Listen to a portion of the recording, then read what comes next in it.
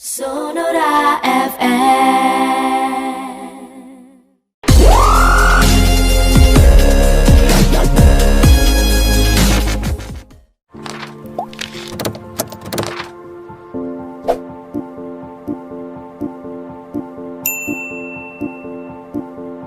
Perbincangan kami dengan teman-teman dari Polda Sumatera Selatan masih membahas seputar antisipasi ya kebakaran hutan dan lahan yang saat ini sudah masuk ke musim kemarau dan tentunya potensi tersebut sangat besar. Dan juga sudah hadir ada staf Direktorat Pembinaan Masyarakat Polda Sumsel, ada Aibda Emma Agustina dan juga Bribka Ramadini. Untuk sahabat Sonora yang ingin bertanya bisa ya, silahkan bisa WA di nomor 0811 715 817 atau via telepon di 3599148. Baik, kembali kita ke narasumber untuk ibu-ibu.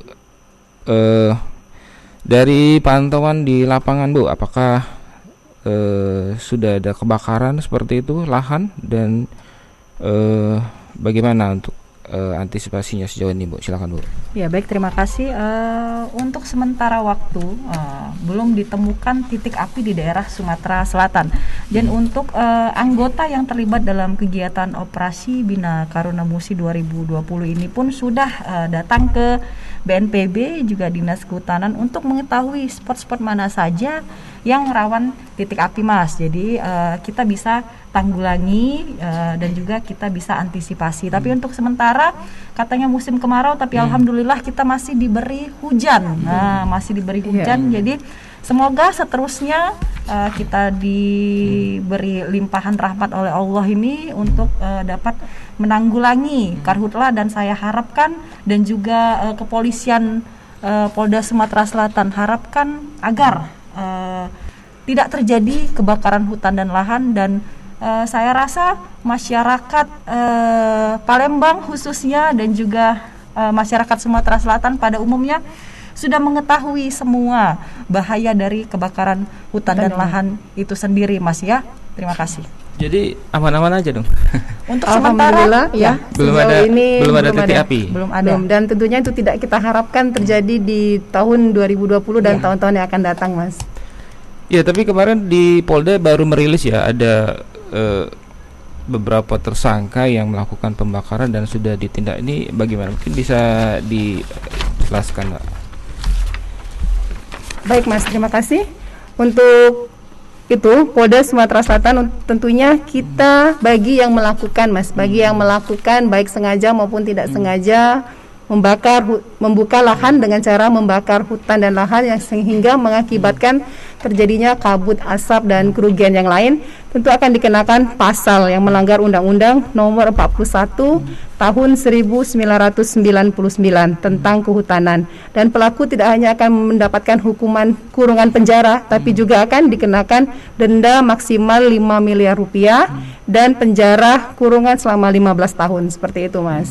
Ya, jadi hukumannya Mas nggak main-main ya Mas ya. Jadi memang pemerintah sangat concern sekali dengan kebakaran hutan dan lahan. Dengan kebakaran hutan dan lahan ini. Ya, untuk pelaku pembakaran ini sejauh dari pengamatan Polda ini bagaimana? Apakah korporasi atau individu yang sengaja itu bagaimana? Ya Mas, kebanyakan individu ya, karena mereka ingin membuka lahan untuk bercocok tanam. Jadi mereka ingin cepat dengan cara membakar hutan, membakar lahan, ya. Jadi biayanya juga mungkin tidak besar seperti biayanya itu, Mas. tidak besar, biayanya sedikit dan juga nggak capek Mas. Jadi kalau dengan cara tradisional, misalnya dengan cara ditebas, mungkin memakan waktu yang lama dan juga memerlukan tenaga yang lebih, ya. Jadi mereka kebanyakan membuka lahan dengan cara membakar hutan. Padahal itu sangat tidak dibolehkan karena tidak hanya untuk merugikan diri mereka sendiri, tentunya seperti telah dijelaskan di awal tadi akan merugikan orang lain untuk perekonomian dan seluruh masyarakat luas Mas, seperti itu. Jadi kebanyakan individu. Kalau datanya ada nggak? Data pembakarnya sejauh ini? Datanya kita belum ada saat ini Mas, karena kan Polda Sumatera Selatan kita kan saat ini hanya memberikan himbauan Mas, himbauan yang kita laksanakan saat ini bentuknya berupa himbauan ajakan seperti itu Mas, untuk pencegahan agar kebakaran hutan dan lahan tidak terjadi di Sumatera Selatan dan sekitarnya di tahun 2020 dan tahun-tahun yang akan datang. Tentunya kita melihat di tahun 2019 kan dampaknya sudah sangat-sangat parah Mas, seperti yang telah dijelaskan tadi, dan itu tidak kita harapkan terjadi di tahun ini seperti itu.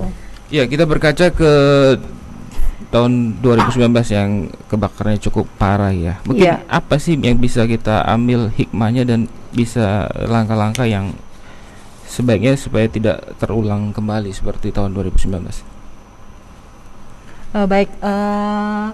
Ini upaya salah satunya Mas, yang kita laksanakan kegiatan siaran atau himbauan penerangan ke radio Sonora ini salah satu upaya pencegahan kebakaran hutan dan lahan Mas. Jadi ini salah satu upaya dari pemerintah, terutama kepolisian Polda Sumatera Selatan Mas, upaya untuk tidak terjadi lagi yang di tahun 2019. Yang kedua, kita mengedukasi masyarakat itu untuk tidak membuka lahan dengan cara membakar. Yang ketiga, seperti yang sudah dijelaskan tadi, kita sudah melaksanakan pemasangan spanduk baleho di jalan-jalan strategis dan lokasi yang rawan karhutla, biar masyarakat masyarakat dapat membaca baleho maupun stempel dan maklumat Kapolda yang telah kita tempelkan di jalan-jalan. Ya, betul Mas, seperti itu. Jadi mungkin ada yang masyarakat melintas, mereka melihat Polda Sumsel sedang memberikan himbauan untuk pencegahan kebakaran hutan dan lahan, seperti itu Mas. Yang terakhir itu kita laksanakan tadi relawan peduli api. Jadi dari masyarakat kita balikin lagi ke masyarakat. Nah, jadi jadi kita bekerja sama dalam rangka pencegahan kebakaran hutan dan lahan itu sendiri Mas. Terus juga kita laksanakan juga patroli terpadu dengan TNI atau Babinsa, juga kita melaksanakan atau memonitor titik-titik api. Jadi kita laksanakan monitoring terus secara berkala di mana tempat-tempat yang rawan titik api, begitu Mas. Ya, lalu kalau untuk membuka lahan yang baik itu bagaimana sih? Bisa diberikan nggak saran-saran supaya tidak membakar seperti itu? Ya, salah satunya dengan cara-cara tradisional tadi Mas, dengan cara ditebas boleh ya, dengan menggunakan mesin rumput itu juga boleh kalau bisa ya, ditebas dengan parang. Pokoknya dengan cara-cara tradisional yang tidak merusak ekosistem, yang tidak menyebabkan kerusakan lingkungan. Ya, kerusakan lingkungan yang tidak berdampak juga untuk kesehatan. Jadi jangan sampai kita merusak ekosistem hutan kita. Karena apa Mas? Karena hutan kita itu adalah apa? Paru-paru. Iya, paru-paru kita. Jadi hutan itu adalah nafas kita Mas, gitu. Dan saya khususnya pribadi nih Mas, merasakan dampak kabut asap pada tahun kemarin. Kebetulan pada saat itu saya adalah ibu hamil waktu itu, dan setiap hari saya harus memakai masker. Kenapa? Karena itu berdampak bagi kesehatan saya dan juga janin saya yang ada di dalam kandungan. Jadi itu sangat berbahaya sekali. Kabut asap itu masuk sampai ke dalam rumah dan membuat sesak pernafasan kita Mas. Jadi ini sangat berdampak buruk sekali, terutama bagi kesehatan. Cukup-cukuplah saja kita kita mencegah atau kita dihimbau ditimpa dengan wabah corona ini saja Mas, biar pemerintah concern dengan corona saja, jangan sampai terpecah lagi dengan perhatian yang lain dengan kebakaran hutan dan lahan. Ya, betul sekali Mas. Baik, nanti kita sambung lagi. Untuk sahabat yang ingin bergabung, ingin bertanya, silakan ya, bisa WA di 0811 715 817 atau telepon di 359148. Sonora FM.